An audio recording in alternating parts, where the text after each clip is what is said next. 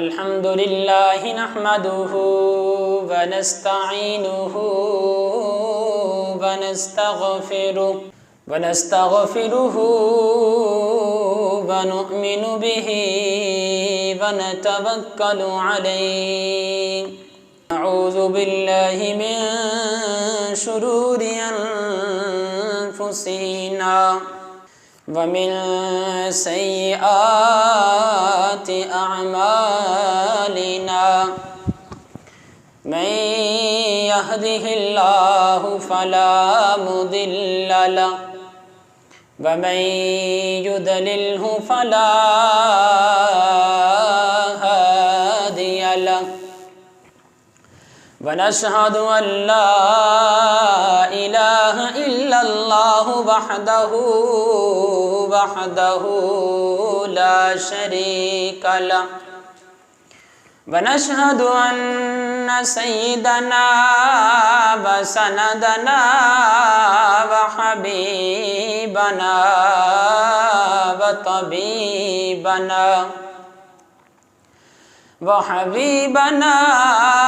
وطبيبنا وكريمنا معصومنا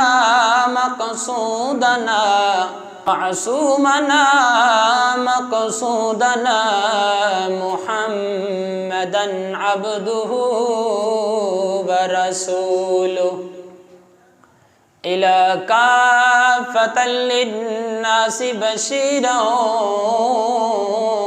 ونذيرا وداعيا إلى الله بإذنه وسراجا منيرا. وقال الله تبارك وتعالى في كلامه المجيد والفرقان الحميد. أما بعد فأعوذ بالله من الشيطان الرجيم. بسم الله الرحمن الرحيم. كما أخرجك ربك من بيتك بالحق وإن فريقا من المؤمنين لكارهون يجادلونك في الحق بعدما تبين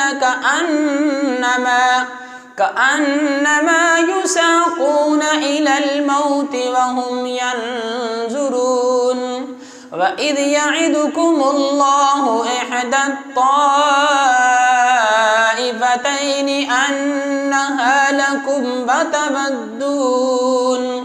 وتودون أن غير ذات الشوكة تكون لكم ويريد الله أن يحق الحق بكلماته ويقطع دابر الكافرين ليحق الحق ويبطل الباطل ولو كره المجرمون. صدق الله العظيم. الصلاة والسلام عليك يا سيدي يا رسول الله وعلى آلك وأصحابك يا سيدي يا حبيب الله.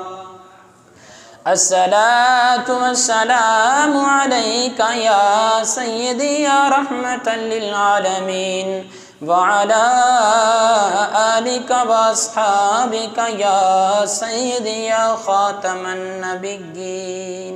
اللہ کرو عربی من ٹھار دیا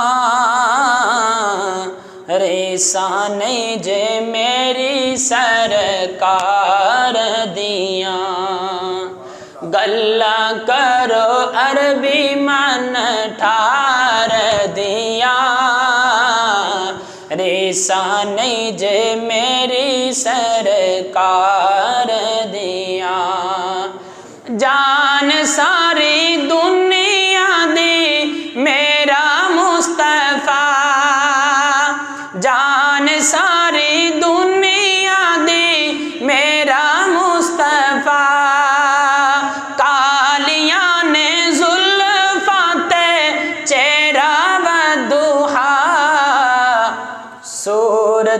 قرآن چ پکار دیا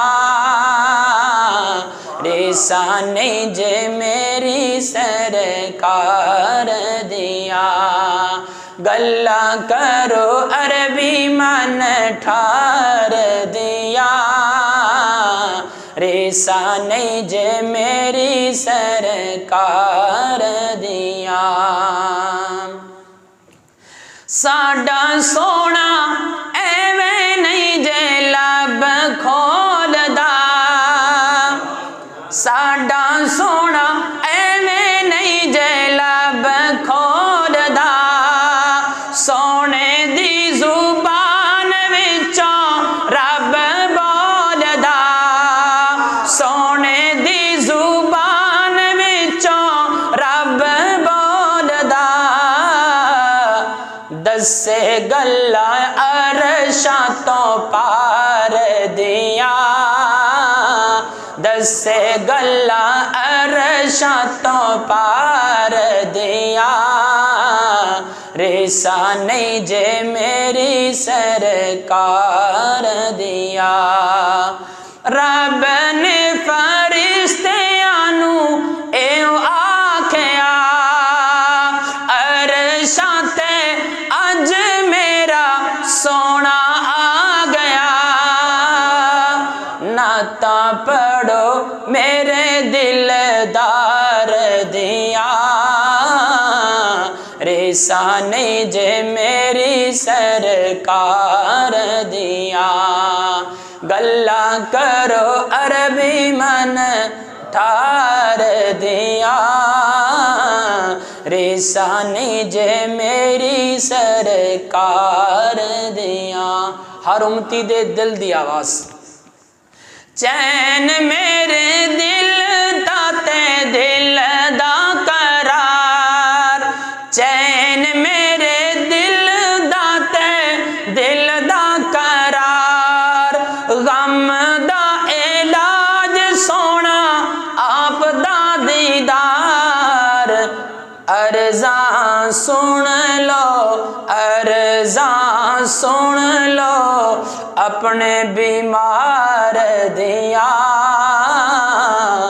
رسانے جے میری سرکار دیا گلا کرو عربی من ٹھار دیا رسانے جے میری سرکار دیا قسم کی حمد و ثنا اللہ رب العزت کی ذات کے لیے لاکھوں کروڑوں درود پاک امام الانبیاء فخر الانبیاء سید الانبیاء احمد مجتبی حضرت محمد مصطفیٰ سرور کونین صلی اللہ تعالی علیہ وآلہ وسلم کی بارگاہ ناز میں اپنی عقیدتوں محبتوں کا خراج تحسین پیش کرنے کے بعد واجب الاحترام اللہ رب العزت کا فرمان ہے کہ کما اخرجک ربک من بیتک بالحق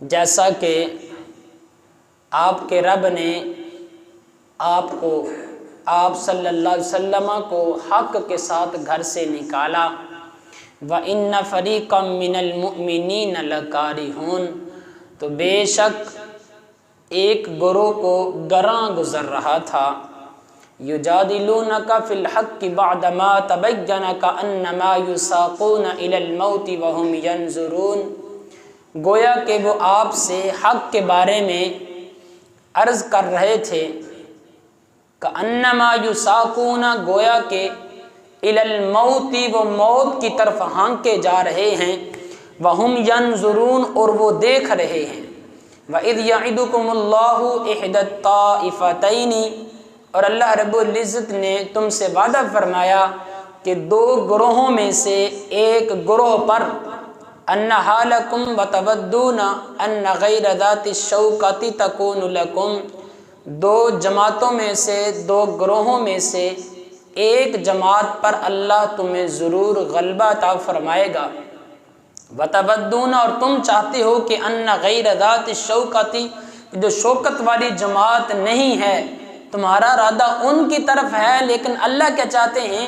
اللہ فرماتے ہیں کہ وَيُرِيدُ اللَّهُ أَن يُحِقَّ الْحَقَّ بِكَلِمَاتِهِ وَيَقْطَعَ دَابِرَ الْكَافِرِينَ۔ اللہ تعالیٰ شاہ فرماتے ہیں کہ اللہ یہ چاہتا ہے کہ آج اللہ حق کو حق ثابت کر دے اپنے کلمات کے ذریعے سے، وَيَقْطَعَ دَابِرَ الْكَافِرِينَ، اور کافروں کی جڑیں کاٹ کے رکھ دے، لِيُحِقَّ الْحَقَّ، تاکہ اللہ حق کو حق ہونا ثابت فرما دے، وَيُبْطِلَ الْبَاطِلَ، اور باطل کو باطل ہونا ثابت فرما دے، وَلَوْ كَرِهَ الْمُجْرِمُونَ، اگرچہ مجرموں کو ناگوار ہی گزرے۔ ان آیات کی تفسیر سمجھنے سے پہلے ایک بات سمجھ لیں، پھر ان آیات کا ترجمہ اور تفسیر آپ کو روز روشن کی طرح آپ کے دل اور دماغ کے اندر اتر جائے گی۔ پہلے زمانے میں لوگ تجارت کے لیے جایا کرتے تھے، مکہ سے ایک قافلہ روانہ ہوا، اور وہ قافلہ ابو سفیان جو مکے کا سردار تھا اس کی قیادت کے اندر ایک قافلہ ملک شام کی طرف روانہ ہوا، اور بہت بڑا قافلہ تھا۔ یہ وہاں پہنچا، ملک شام میں تجارت کی، تجارت کرنے کے بعد جب وہاں سے واپس آ رہا تھا تو ابو سفیان کے ذہن کے اندر خیال آ رہا تھا کہ میں جا رہا ہوں اور براستہ میں نے مدینہ المنورہ سے گزرنا ہے، اور مدینہ کے اندر مسلمان ہیں، حضور رحمت دو عالم صلی اللہ علیہ وسلم بھی ہیں، ہم نے ان پر بڑے ظلم کیے، بڑے ستم کیے، ہم نے ان کی اولاد کو چھین لیا، ان کے بچوں کو چھین لیا، ان کی بیویوں کو چھین لیا، ان کی دکانیں ہم نے چھین لی، ان کی تجارت ہم نے چھین لی، ان کے تن سے کپڑے ہم نے اتار لیے، ان کے پاؤں سے جوتے ہم نے اتار لیے، اور ظلم اتنے ظلم کیے کہ ان کے کچھ لوگ ہم نے یہاں پہ شہید بھی کر دیے، ختم کر دیے ہیں۔ اب ہم نے براستہ مدینہ سے گزرنا ہے، تو ہو سکتا ہے کہ مدینہ سے مسلمان نکلے اور ہم پر حملہ آور ہوں، ہم پر حملہ کر دیں۔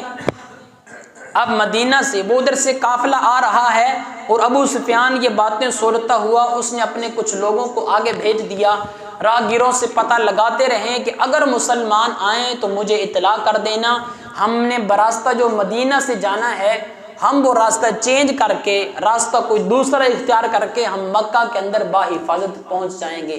اب یہ قافلہ آ رہا ہے، اب ادھر سے قافلہ آ رہا ہے، ادھر سے میرے آقا علیہ الصلوۃ والسلام شاہ فرماتے ہیں کہ میرے غلاموں، ابو سفیان قافلے کا سردار ملک شام سے وہ قافلہ لے کے آ رہا ہے، تو میری رائے یہ ہے کہ ہم ان سے تعرض کر دیں، ہم ان سے تعرض فرما دیں۔ تو آپ کی کیا رائے ہے؟ اب آقا علیہ الصلوۃ والسلام نے جنگ کا اعلان نہیں کیا تھا، تو اب کچھ صحابہ مدینہ کے اندر ٹھہر گئے، اور کچھ صحابہ میرے حضور کے ساتھ چل پڑے کہ جی یا رسول اللہ آپ کا حکم ہے، سر آنکھوں پر ہم چلتے ہیں۔ اب صحابہ آقا علیہ الصلوۃ والسلام کے ساتھ چل پڑے۔ اب صحابہ کرام چلتے جا رہے ہیں، کچھ تھوڑا سا سفر کیا، تھوڑے سے فاصلے پر جا کر، یعنی کہ 2 دن کی مسافت پر جا کر صحابہ کرام رضوان اللہ تعالی علیہ مجمعین وہاں پہ ایک قیام کرتے ہیں۔ قیام کرنے کے بعد آقا علیہ الصلوۃ والسلام اپنے صحابہ کرام سے مخاطب ہوتے ہیں، مخاطب ہو کر صحابہ کرام سے مشورہ لیتے ہیں۔ تو صحابہ کرام نے عرض کی کہ یا رسول اللہ صلی اللہ تعالی وسلم آپ حکم فرمائیے، ہم چلنے کے لیے تیار ہیں۔ صحابہ پھر چل پڑے۔ اب چلتے چلتے یہ قافلہ چلتے وادی روحا ایک جگہ کا نام ہے، اس جگہ پر یہ قافلہ پہنچتا ہے۔ اب صحابہ کرام رضوان اللہ تعالی علیہ مجمعین سفر کر رہے ہیں، چل رہے ہیں۔ صحابہ کرام کے پاس ٹوٹل 70 اونٹ ہیں۔ اب 70 اونٹ ساتھ ہیں، صحابہ جا رہے ہیں۔ چلتے چلتے جب وادی روحا کے پاس پہنچے، اب ایک بات ذہن میں رکھیں کہ آقا علیہ الصلوۃ والسلام جب اونٹ پہ سوار ہوتے تھے، کبھی نیچے چلتے تھے، کبھی سوار ہوتے تھے، تو میرے حضور کے ساتھ ایک حضرت ابو لبابہ رضی اللہ تعالی عنہ تھے، اور ایک حضرت علی المرتضیٰ رضی اللہ تعالی عنہ تھے۔ یہ 3 سوار تھے، آقا علیہ الصلوۃ والسلام، حضرت ابو لبابہ اور حضرت علی المرتضیٰ۔ اب یہ 2 سوار پر سوار ہوتے تھے اور ایک نیچے چلتا تھا۔ اب جب آقا علیہ الصلوۃ والسلام کے سوار ہونے کی، میرے حضور سوار ہوتے تھے، جب نیچے اترتے تھے تو حضرت علی المرتضیٰ اور حضرت ابو لبابہ رضی اللہ تعالیٰ عنہ کہتے تھے یا رسول اللہ آپ اوپر بیٹھے رہیں، ہم آپ کی طرف سے زمین پہ چلتے ہیں، آپ نیچے نہ اتریں، آپ ہمارے آقا، ہم آپ کے غلام، ہم آپ کے نوکر، ہمارا تن من دھن سب کچھ قربان ہے، ہم آپ کی طرف سے چلیں گے۔ لیکن آقا علیہ الصلوۃ والسلام نے ارشاد فرمایا کہ ما انتما باقوی منی ولا انا باغنی عن الاجر منکما، میں تم سے زیادہ مضبوط بھی ہوں اور تم سے زیادہ ثواب کا حقدار بھی ہوں، اس لیے میں اپنی باری پر تمہیں سوار کر دوں اور میں اوپر بیٹھ جاؤں اور اپنی باری پر زمین پہ چلوں، یہ نہیں ہو سکتا۔ میں اللہ کا نبی ہوں، میں عدل کرنے کے لیے آیا ہوں، انصاف کرنے کے لیے آیا ہوں، میں اپنی باری پر زمین پر ہی چلوں گا۔ آقا علیہ الصلوۃ والسلام مسلسل اپنی باری پر چلتے چلتے مقام روحا تک پہنچے۔ ایک روایت میں یہ ہے کہ 2 دن کے بعد میرے حضور نے صحابہ سے مشورہ کیا، اور ایک روایت میں یہ ہے کہ آقا علیہ الصلوۃ والسلام نے وادی روحا کے اندر پہنچ کر صحابہ سے مشورہ کیا، اور ایک روایت میں ہے کہ وادی زعفران کے اندر پہنچ کر آقا علیہ الصلوۃ والسلام نے صحابہ کرام سے مشورہ کیا۔ بہرحال یہ 3 مقامات ایسے ہیں جہاں پر میرے حضور علیہ الصلوۃ والسلام نے صحابہ کرام سے مشورہ کیا۔ جب مقام روحا تک پہنچے تو پہلے اطلاع یہ تھی کہ ادھر سے ابو سفیان کا قافلہ آ رہا ہے، لیکن جب وادی روحا کے اندر پہنچے تو پھر اطلاع یہ ملی کہ ادھر سے مشرکین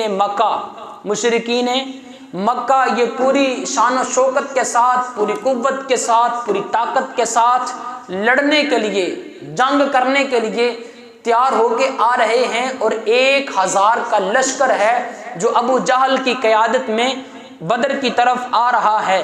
اب یہاں پر صحابہ کرام رضوان اللہ تعالی علیہم اجمعین سے میرے حضور مشورہ کرتے ہیں، اور ادھر سے مشرکین مکہ پری پورے غرور و تکبر کے ساتھ ناچنے والی اور گانے والی ساتھ لے کر وہاں سے چلتے آ رہے ہیں۔ یہ جو آج آپ کو ٹپکنے والے، ناچنے والے، گانے والے نظر آتے ہیں، یہ کوئی آج کی پیدائش نہیں ہے، یہ اس وقت سے چلے آ رہے ہیں، یہ ان کی اولاد ہے، ان کی نسل ہے، جو آج ملک پاکستان میں بھی آپ کو ناچتی، ڈانس کرتی، گاتی بجاتی نظر آتی ہے، یہ ان کی نسل ہی ہے جو آج تک چلی آ رہی ہے۔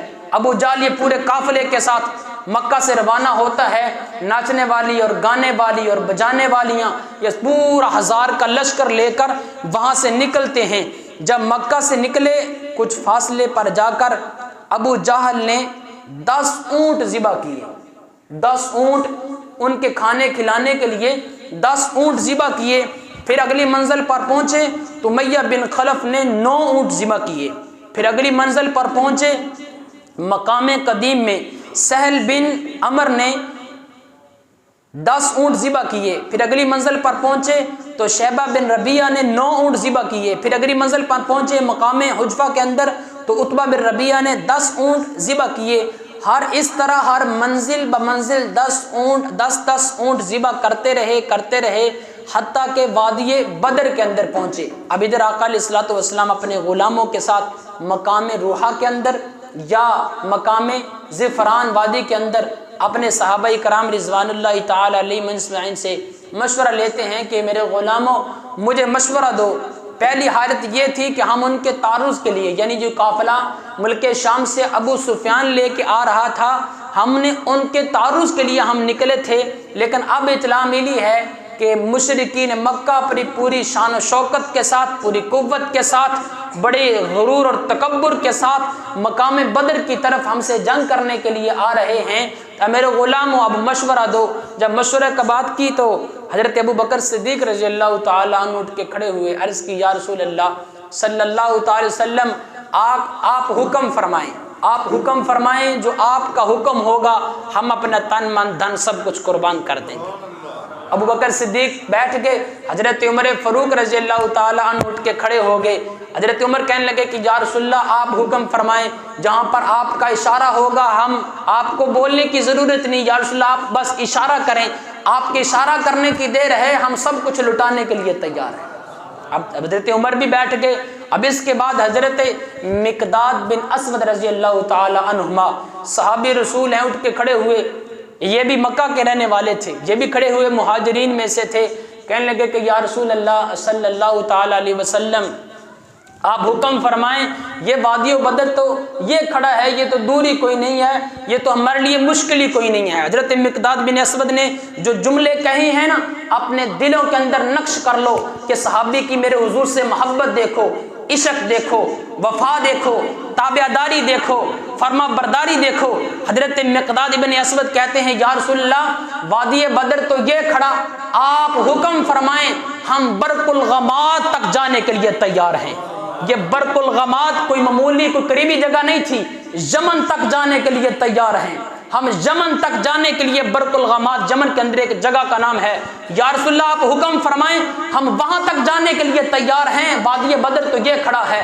حضرت مقداد بن اسود رضی اللہ تعالیٰ عنہ آپ بیٹھ گئے، آقا علیہ الصلوۃ والسلام نے پھر فرمایا اشیروا علی یا ایھا الناس، میرے غلاموں مجھے مشورہ دو۔ اب آقا علیہ الصلوۃ والسلام کی خواہش یہ تھی کہ یہ تو مہاجرین ہیں جو اپنا تن من دھن مال اولاد کنبہ قبیلہ خاندان سب کچھ لٹا کر، مال دے کر، جان دے کر، اور اپنی دکانیں دے کر، اپنی تجارت دے کر، سب کچھ قربان کر کے میرے ساتھ آ گئے ہیں۔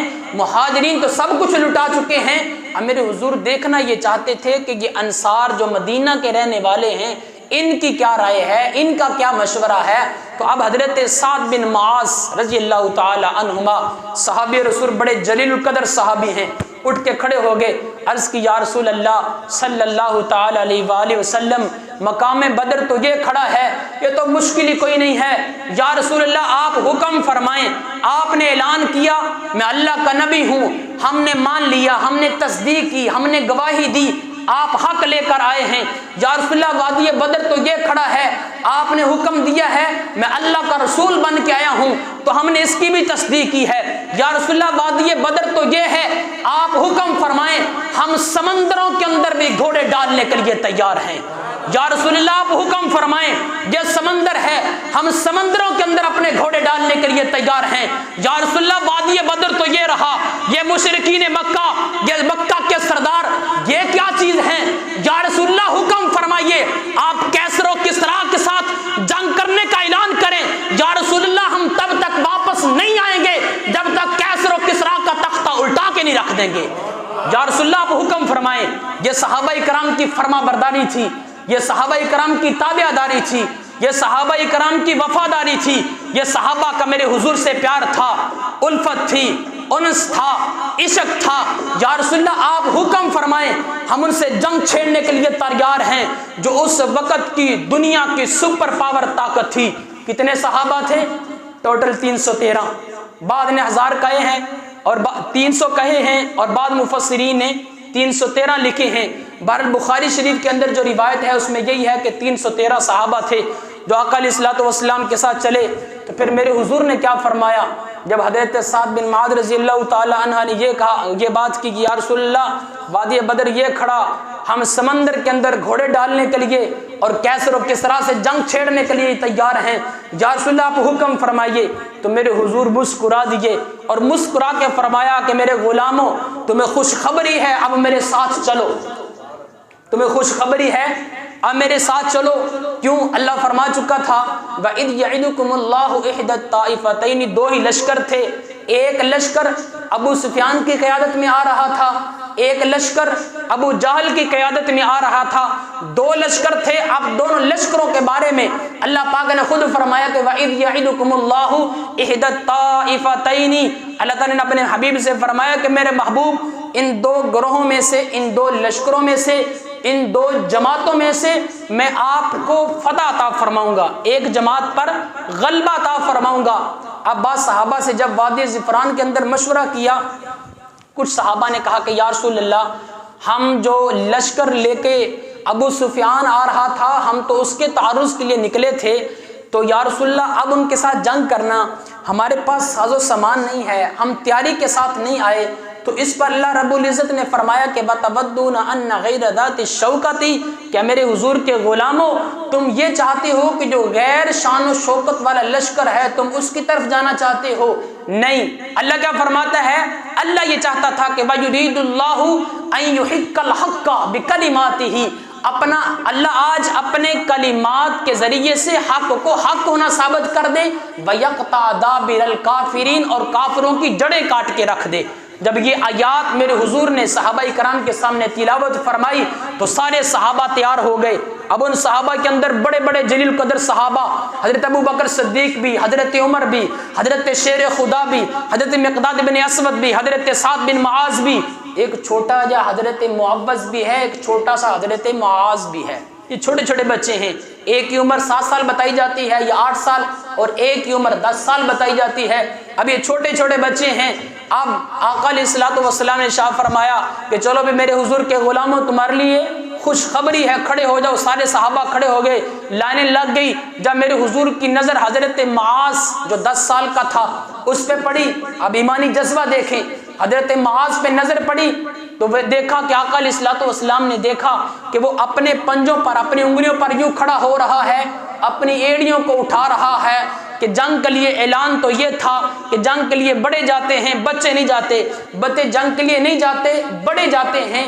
جب میرے حضور نے حضرت معاذ کی طرف دیکھا تو میرے حضور مسکرا دیے کہ یہ بچہ ہے اور اپنی انگلیوں پر کھڑا ہو کر اپنے آپ کو بڑا کرنے کی کوشش کر رہا ہے کہ کہیں اللہ کے نبی مجھے واپس مدینہ کی طرف نہ بھیج دیں۔ اب میرے حضور نے فرمایا کہ معاذ تم نے جہاد کے لیے جانا ہے؟ عرض کی نعم، جی ہاں یا رسول اللہ میں جانے کے لیے تیار ہوں۔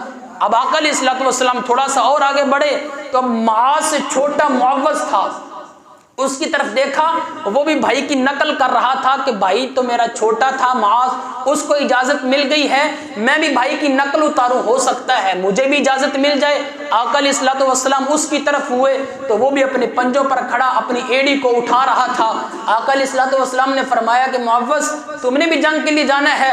عرض کی نعم، جی ہاں یا رسول اللہ صلی اللہ علیہ وسلم۔ میرے حضور نے فرمایا معوذ تو چھوٹا ہے؟ عرض کی یا رسول اللہ میں قد میں چھوٹا ہوں، طاقت سے اپنے بھائی سے بھی بڑا ہوں، طاقت میں اپنے بھائی سے بھی بڑا ہوں۔ تو آقا علیہ الصلوۃ والسلام سے عرض کی یا جلدی سے بولا کہیں میرے حضور انکار نہ کر دیں، انکار نہ کر دیں کہ آپ نے نہیں جانا۔ اگر میرے حضور انکار کر دیتے آپ نے نہیں جانا تو معوذ کے لیے فیصلہ تھا نہیں جانا۔ جلدی سے حضرت معوذ بولے، عرض کی یا رسول اللہ صلی اللہ علیہ وسلم آپ میرے بڑے بھائی معاذ کے ساتھ میری کشتی کرا کے دیکھ لیں۔ اب کشتی شروع ہوگی۔ اب صحابہ کرام تشریف فرما ہیں، کشتی شروع ہوئی۔ جب کشتی شروع ہوئی تو حضرت معاذ کے کان میں حضرت معوذ نے کہا، معوذ کہتا ہے بھائی آپ کو اجازت مل گئی، اب میرے حضور نے آپ کے لیے تو حکم فرما دیا، جو آپ کو حکم دے دیا میرے حضور وہ حکم آپ واپس نہیں لیں گے۔ اب آپ ایسے کریں، آپ نیچے لیٹ جائیں، میں سینے پہ بیٹھ جاتا ہوں، اللہ کے نبی میرے لیے بھی یہی فیصلہ فرما دیں گے۔ اب حضرت معاذ لیٹ گئے، حضرت معوذ سینے پر بیٹھ گئے، بازو لہرانے لگے۔ عرض کی یا رسول اللہ یہ دیکھ لیں بھائی گر گیا ہے، میں سینے پر ہوں، اب تو مجھے اجازت دے دی جائے۔ اب یہ دونوں معوذ بھی ہے معاذ بھی ہے، جنگ کے لیے ساتھ چلتے ہیں۔ یار یہ تو 7-8 سال کا بچہ معوذ تھا، 10 سال کا بچہ معاذ تھا، یار یہ تو بچے حضور کے غلام، حضور کا پیار، حضور کے ساتھ وفا، حضور کے ساتھ عشق جو تھا اس کو اپنے جسم کے اندر، اپنے سینے کے اندر، اپنی ایک ایک ادا کے اندر سمائے ہوئے تھے۔ یار یہ تربیت آج ہم نے بھی اپنی اولاد کی ہے۔ یار ہم نے جہاد کے لیے کیا ابھارنا تھا، سورۃ انفال، سورۃ توبہ ہم نے اپنی اولاد کو کیا سکھانی تھی؟ ہم تو قرآن بھی صحیح طریقے سے نہ پڑھا سکے۔ ہم نے جس طریقے سے اپنی بچوں کے سینوں کے اندر قرآن کو اتارنا تھا، ترجمے کو اتارنا تھا، تربیت کو اتارنا تھا، ہم تو اس کے مطابق اپنے بچوں کی تربیت نہ کر سکے۔ اور ہم نے جہاد کے لیے ابھارنا بہت دور کی بات ہے۔ ہم تو اپنی اولاد کو نماز کا نہیں کہہ سکتے، ہم اپنی اولاد کو نماز کا نہیں کہہ سکتے۔ بوڑھا باپ ہے نا، گھر کے اندر بچوں کی شادی ہوئی ہے، وہ بھی ڈرتے ڈرتے روٹی مانگتا ہے، کہیں میری اولاد مجھے ڈانٹنے نہ لگ جائے۔ یہ منظر میں نے خود اپنی آنکھوں سے دیکھا۔ آج ایسا منظر میرے معاشرے میں کیوں ہے؟ اس کی وجہ یہ ہے کہ ہم نے اپنی اولاد کی ویسے تربیت نہیں کی جیسے تربیت کرنی چاہیے تھی۔ ہم نے 1 سال 2 سال 2.5 سال بچے کو مسجد میں بٹھایا، سادہ سا ناظرہ پڑھا دیا، اس کے بعد بچہ جوان ہو گیا، بندہ بوڑھا ہو گیا، کبھی زندگی میں قرآن کھول کے نہیں دیکھا، سوائے رمضان مبارک مہینے میں تھوڑا بہت قرآن پڑھا، پھر پورا سال گزر گیا، قرآن کھول کے نہیں دیکھا، قرآن پڑھا نہیں ہے، اولاد کو یہ تربیت نہیں دی۔ لیکن وہ حضرت معاذ تھے، حضرت معوذ تھے، آقا علیہ الصلوۃ والسلام کے ساتھ چل پڑے۔ اب یہ صحابہ کرام کا لشکر چلتے چلتے وادی بدر کے اندر پہنچے۔ جو میں آپ سے کہنا چاہتا تھا کہ اللہ رب العزت نے فرمایا تھا کہ میرے محبوب آپ جائیں، وَيُرِيدُ اللَّهُ अन युहिक्कल हक्क बिकलिमातिही व यक़तअ दाबिरल काफिरीन। अल्लाह ये चाहता है कि आज हक को हक साबित फरमा दे, व यक़तअ दाबिरल काफिरीन, और काफिरों की जड़ें काट के रख दे, काफिरों को खत्म कर दे, युहिक्कल हक्का व युबतिल बातिल वलौ करिहल मुजरिमून, ताकि अल्लाह हक को हक होना साबित फरमा दे और बातिल का बातिल होना साबित फरमा दे, वलौ करिहल मुजरिमून, अगरचे मुजरिमों को नागवार ही गुजरे। ये काफिला फिर वहां पे पहुंचता है।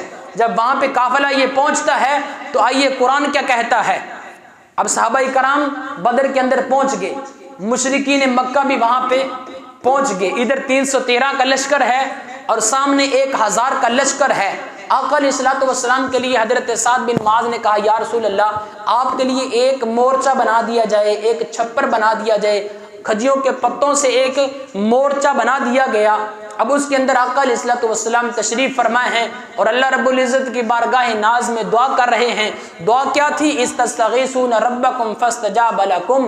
जब आका अलैहिस्सलातु वस्सलाम अपने रब की बारगाह नाज में फरियाद कर रहे थे, फस्तजाब लकुम, अल्लाह रब्बुल इज़्ज़त ने वो दुआ कबूल फरमाई। अन्नी मुमिद्दुकुम बिअल्फिन मिनल मलाइकति मुर्दिफीन। दुआ ऐसे अल्लाह रब्बुल इज़्ज़त ने दुआ कबूल फरमाई कि अल्लाह रब्बुल इज़्ज़त ने वादा फरमाया कि कतार दर कतार आप पर फरिश्तों का नुज़ूल होगा। वमा जअलहुल्लाहु इल्ला बुशरा। अल्लाह रब्बुल इज़्ज़त ने सहाबाए कराम के लिए मैदान बदर खुशखबरी बना दिया। वलितत्मइन्न बिही कुलूबुकुम, और दिलों के लिए इत्मीनान बना दिया। वमन नस्रु इल्ला मिन इंदिल्लाह, और ये मदद अल्लाह की तरफ से आई। इन्नल्लाह अज़ीज़ुन हकीम, के बेशक अल्लाह गालिब हिकमतों वाला है। आका अलैहिस्सलातु वस्सलाम अपने उस छप्पर के अंदर अल्लाह रब्बुल इज़्ज़त की बारगाह नाज़ में दुआ कर रहे हैं, ऐ परवरदिगार आलम, ये मेरी मेहनत है, ये मेरी मेहनत है जो मैंने इनको तैयार किया। ऐ अल्लाह, आज तेरे रास्ते में लेकर इनको आ गया हूँ, या अल्लाह तो मदद फरमा। या अल्लाह, अगर ये ना रहे तो फिर तेरा नाम लेने वाला कोई ना रहेगा। मेरे हुजूर दुआ कर रहे हैं और दुआ करते करते सारी रात गुजर गई। सारी रात दुआ करते करते गुजर गई। जब सुबह का वक्त हुआ, अब किसी को हिम्मत नहीं थी कि मेरे हुजूर के पास जा सके। अबू बकर सिद्दीक रजी अल्लाह ताला अन्हु उस आका अलैहिस्सलातु वस्सलाम के पीछे की तरफ से गए और जाकर देखा कि अबू बकर सिद्दीक कहते हैं, जब मैं अंदर दाखिल हुआ तो अंदर मंजर ही अजीब था। आका अलैहिस्सलातु वस्सलाम को देखा कि मेरे हुजूर की दाढ़ी मुबारक आंसुओं से तर है और जहाँ पर मेरे हुजूर सजदा कर रहे हैं वो ज़मीन भी पानी से तर है। अबू बकर सिद्दीक कहते हैं, आका अलैहिस्सलातु वस्सलाम अल्लाह के हुजूर में रो रो के दुआएं कर रहे हैं और नबी रहमत के कंधे मुबारक से काली कमली वाली चादर गिर जाती है। अबू बकर सिद्दीक कहते हैं कि मैंने उठाई, हुजूर के कंधे पर रखी और अपने बाजू में आका अलैहिस्सलातु वस्सलाम को लिया। अर्ज़ की, या रसूलल्लाह, जितने आपके आंसू बह चुके हैं, जितनी आप अल्लाह से दुआएं कर चुके हैं, अल्लाह रब्बुल इज़्ज़त हमें ज़रूर फतह ता फरमाएगा और अल्लाह ने जो वादा किया है उस वादे को अल्लाह ज़रूर पूरा फरमाएगा। बहरहाल सुबह हुई, जंग शुरू हुई। जब जंग शुरू हुई तो जंग के अंदर अब सहाबाए कराम इधर से भी तलवारें लेकर निकलते थे, उधर से भी निकलते थे। वक्त मुख्तसर है, इधर से भी निकलते उधर से भी निकलते, जंग होती। खैर, हजरत अब्बास रजी अल्लाह ताला, हजरत अब्दुल्लाह बिन अब्बास रजी अल्लाह ताला अन्हुमा आप तशरीफ फरमाए तो वो कहते हैं कि जब जंग करते थे ना, मिल के 2 या 3 बंदे मिल के ये जंग किया करते थे। एक पर जब तलवार चलती तो दूसरा उसको रोक लिया करता था, दूसरा उसको रोक के फिर वार करता था। हजरत अब्दुल्लाह बिन अब्बास रजी अल्लाह ताला अनुमा कहते हैं कि मैंने अपने दाएं देखा, जब मेरा नंबर आया मैंने अपने दाएं देखा, बाएं देखा, कोई सहाबी नहीं था, बड़ा कोई नौजवान सहाबी नहीं था, बल्कि एक तरफ मेरे हजरत मुआज खड़े थे और एक तरफ हजरत मुअव्वज़ खड़े थे, जो 7-8 साल का बच्चा था या 10 साल का बच्चा था तकरीबन। ये मेरे दाएं बाएं खड़े हैं और मुझे कहते हैं, अंकल, चाचा, ये बताओ, हमें ये बताओ कि अबू जहल कौन है। तो हजरत अब्दुल्ला कहते हैं कि आपको अबू जहल का बताऊं, वो तो उनका सरदार है, उसके इर्द गिर्द वो देखे 400 का लश्कर उसके इर्द गिर्द है, आप उस तक नहीं पहुंच सकते। वो कहने लगे, नहीं चाचा, जब वो सामने आए ना तो हमें बताना जरूर है। सुना है गालियां देता है महबूबे बारी को, मरेंगे या मर जाएंगे, मरेंगे या मारेंगे इस नारी को। सुना है गालियां देता है महबूबे बारी को, چچا جب سامنے آئے تو بتانا ضرور ہے۔ جب ابو جہل سامنے آیا تو حضرت عبداللہ نے فرمایا کہ وہ جو سامنے گھوڑے پر بیٹھا ہوا ہے اس کا نام ابو جہل ہے۔ تو حضرت عبداللہ کہتے ہیں کہ میں نے بس اتنی بات کی ہے، اب میں نے بچوں کی طرف دیکھ کر اتنی بات کی ہے، جب آنکھیں کھول کے دوبارہ دیکھا ہے تو معوذ اور معاذ نے ابو جہل کو واصل جہنم کر دیا تھا۔ کس نے کیا؟ معوذ نے اور معاذ نے۔ ہم کہتے ہیں کہ دین اسلام پوری دنیا کے اندر غالب نہیں آ سکتا۔ ہم دعوت دیتے ہیں، کچھ لوگ کہتے ہیں جی آپ دیکھو جی حالات خراب ہو گئے، ملک کہاں سے کہاں چلا گیا، دنیا کہاں سے کہاں چلے گی، آپ دین اسلام نہیں آ سکتا، دین اسلام نافذ نہیں ہو سکتا۔ دیکھیں یہ ساری کی ساری طاقتیں میرے اللہ کی ہیں۔ جو دین اسلام کے لیے کھڑا ہو جایا کرتا ہے تو اللہ رب العزت کی مدد اس بندے پر آ جایا کرتی ہے۔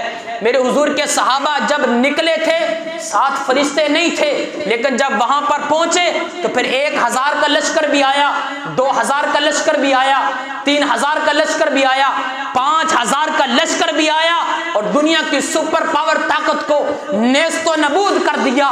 وہ لڑنے والے کوئی 1000 نہیں تھے، صرف 313 صحابہ تھے۔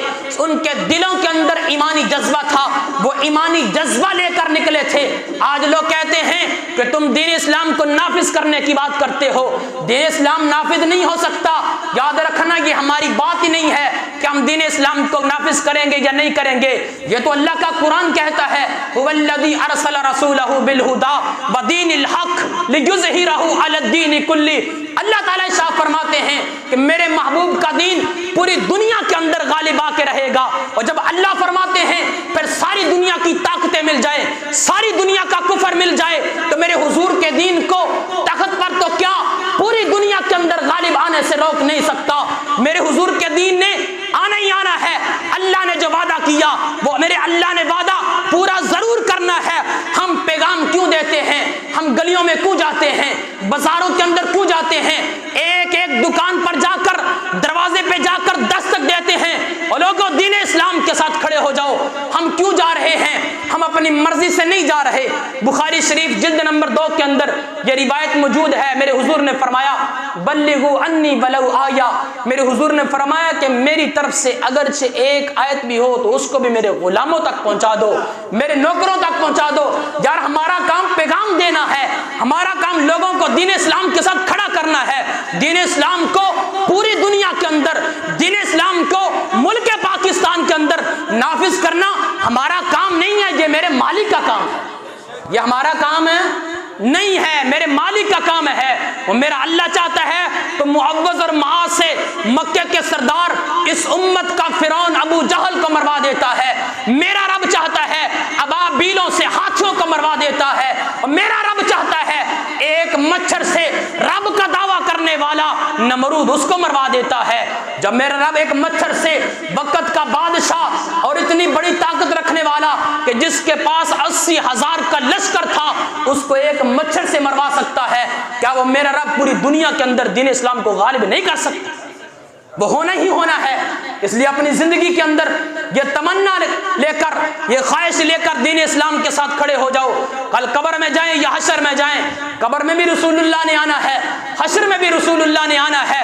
جب قبر اور حشر میں ہم نے جانا ہے، وہاں جا کے جو عرض کرنی ہے یا رسول اللہ شفاعت کیجئے، یا رسول اللہ حوض کوثر کا جام عطا کیجئے، یا رسول اللہ آج یہ گرمی کا دن ہے، اپنے ہی پسینے کے اندر ڈوب رہے ہیں، ہمیں حوض کوثر کا جام پلائیے۔ تو کل قیامت کے دن اگر اللہ کے نبی نے یہ سوال کر لیا، اے میرے امتی شفاعت مانگتا ہے، اے میرے امتی حوض کوثر کا جام مانگتا ہے، جس دین اسلام کے لیے میرے دانت شہید کیے گئے، جس دین اسلام کے لیے میرے چچا کے ٹکڑے کر دیے گئے، جس دین اسلام کے لیے یہ بدر کی وادی کے اندر میرے 14 صحابہ شہید کر دیے گئے، جس دین اسلام کے لیے آل یاسر کو تڑپایا گیا، جس دین اسلام کے لیے بلال پر بھاری چٹان رکھ دی گئی، گلیوں کے اندر گھسیٹا گیا، اور جس دین اسلام کے لیے عہد کے پہاڑوں میں 70 صحابہ شہید ہوئے، جس دین اسلام کے لیے میرے حسین نے اپنی جان دی ہے، جس دین اسلام کے لیے میرے حسین نے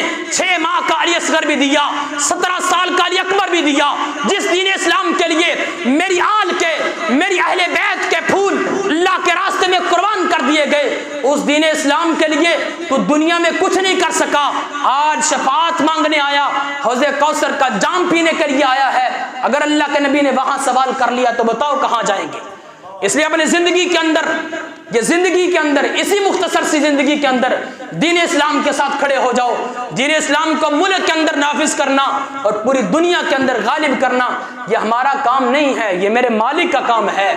میرے اللہ جو چاہتا ہے، جو میرا اللہ فرما دیتا ہے، پھر اللہ اپنے وعدے کے مطابق اس کو پورا فرماتا ہے۔ جو اللہ نے اپنے حبیب سے وعدہ فرمایا کہ اپنے محبوب کا دین پوری دنیا پر غالب کرنا ہے، تو میرے اللہ نے کرنا ہی کرنا ہے اور وہ ہونا ہی ہونا ہے۔ دنیا کی کوئی طاقت میرے حضور کے دین کو آنے سے روک نہیں سکتی، وہ آنا ہی آنا ہے۔ اللہ رب العزت کی بارگاہ ناز میں دعا ہے کہ اللہ پاک ہمیں عمل کرنے کی توفیق عطا فرمائے۔ وما علینا الا البلاغ۔